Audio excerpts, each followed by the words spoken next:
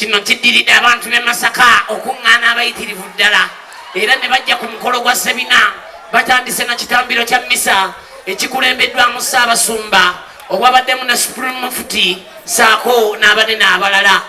Wabula sebina agambye nti embeera gye bamulonderamu yali yavaawo mpitewo kubanga ne be yajjayo omuti kirabika baagusalamu ddembaawo. Agambye nti embeera yonna agenda kufuba okulaba nga asakira Masaka esobola okudda ku ntikko. Ndi Ssalongo Tomusange Kayinja ku lwa CBS Masaka City. Weebale nnyo musasi waffe Tomusange Kayinja. Robert Kyagulanyi Ssentamu omukulembeze w'ekisinde kya People Power asinzidde ku mukolo guno ne yeebaza sebina n'agamba nti tugume Pulezidenti Museveni amunoonyamu wa ntebe ye.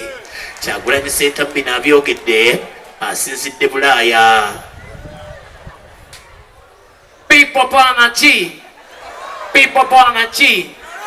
Bajjali baffe ndowooza mulaba abajja batuzuganya naye sebina mwana Mukama Katonda kikubalire maani. Baganda baffe bangi bali makomera. Museveni ye yafudde ekikekenke mu nsi yaffe nekitabani kye nawulira nti bingi nnyo bye bajja bayungayunga. Abasajja bangi bali makomera muwanga Kivumbi ba Edi Mutwe tebatebwanga Museveni bambo klata yotakudamansi ya Douglas Kamocha.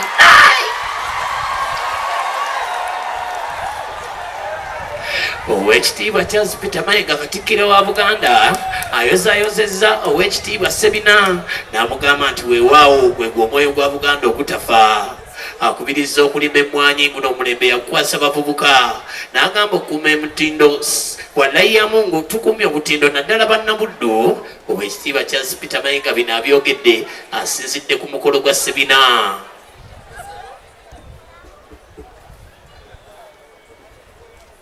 Okwagaliza Obuganda era ndowooza Sebina mu bwogere obugalo obw'amaanyi. Ssaabasajja alina byajja atulambika.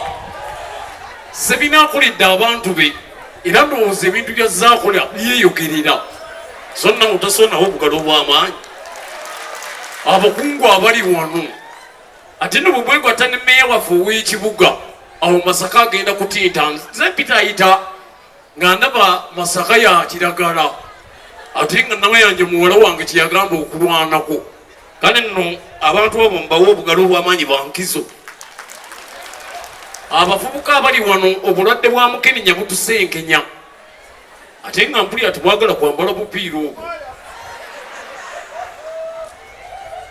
Awo omukulu Sebina ne mmeeya ne basituka ne bajja eri Katikiro ne bamukwatako mu bugalo ne bamuwezaayoza era bwe obugalo bw'owulira.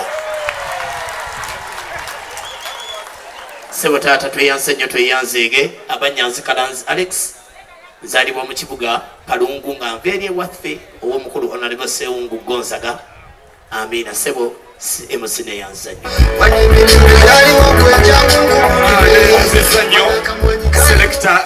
Selekita munzikirize mu kaseera kano nga tewannaba kuba kadde konna.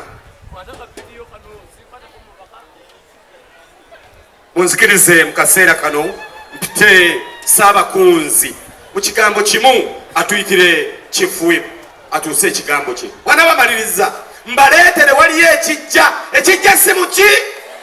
Ekijja si muki? Buli omu yeenyweze waali. Katwanirize Ssaabakunzi waffe.